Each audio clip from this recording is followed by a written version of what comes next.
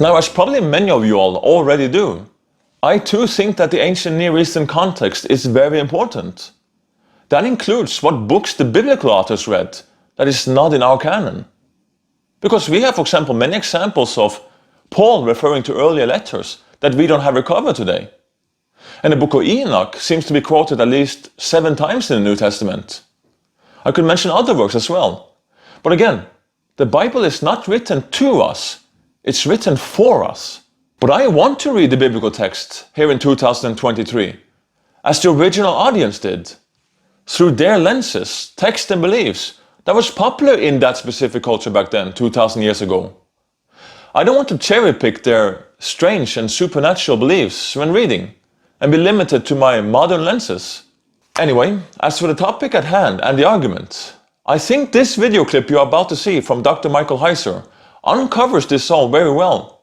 Since this is just a few minutes out of a couple of hours long seminar, I added some Bible verses for context that you might want to check out near the end of the video.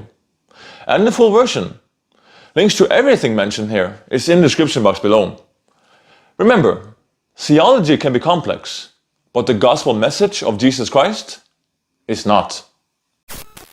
People have wondered about, well, why is Paul talking about, this head covering thing, and women, first part of the chapter they should have their head covered. Then he changes and says, well, they do have a head covering. It's their hair, and I'm telling you this because of the angels. It's like, what in the world is this guy on? What is he talking about? This chapter, again, in that episode of the podcast, this is going to sound, I always have to say it this way, this is going to sound like the craziest thing you've ever heard. So I'm just prepping you. I'm just prepping you if you've never heard this. Just go back and listen to episode 95 or get the book when it comes out. There's a guy named Troy Martin. He teaches at Xavier now, or he did when he wrote these articles. But I came across it was a series of 3 articles printed over the course of 11 years. It tells you how fast things get published in journals.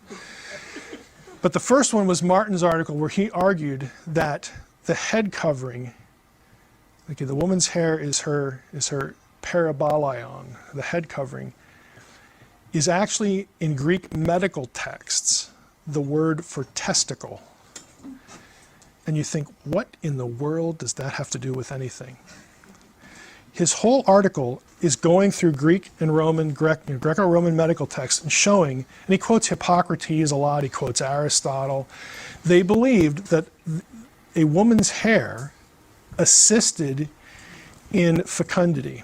That is, when a woman had sex with a man, her hair, they believed, actually helped draw the semen up into her uterus through the course of her body so that she would get pregnant. That's why you don't cut it. Okay, you shouldn't do that. And that's also why it's a shame for a man to have long hair, according to Hippocrates, because the male role is to eject semen, not retain it. It's totally bizarre. It's absolutely bizarre.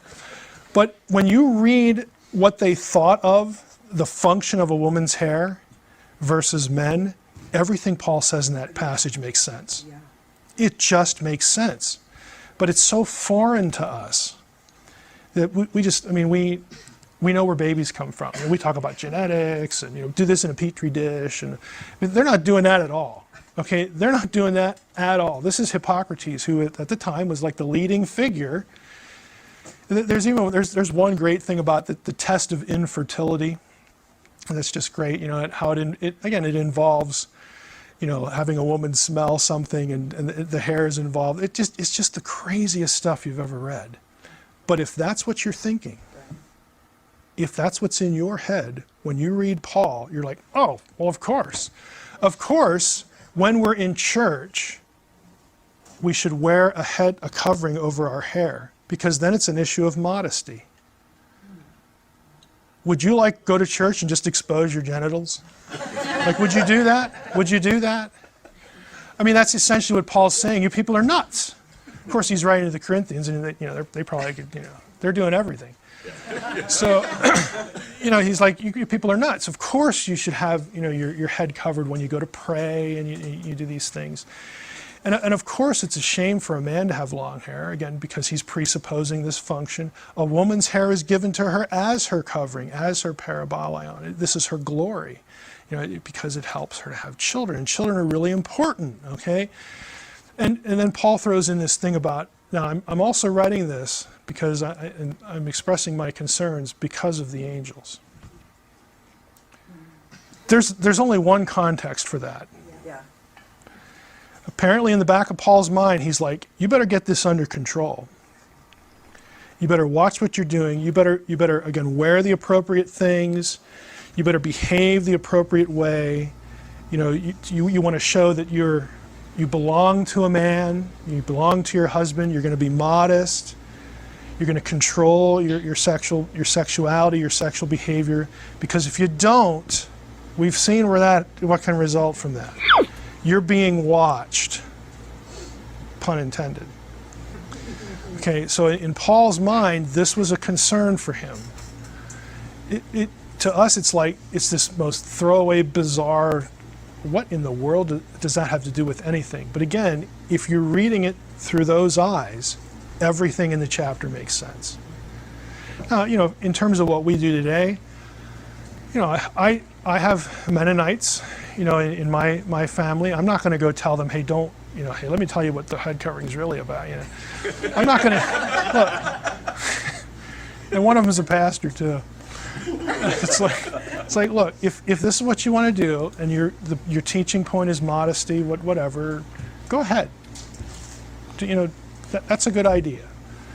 You're fine there. But again, it has quite a different context than what you'd think.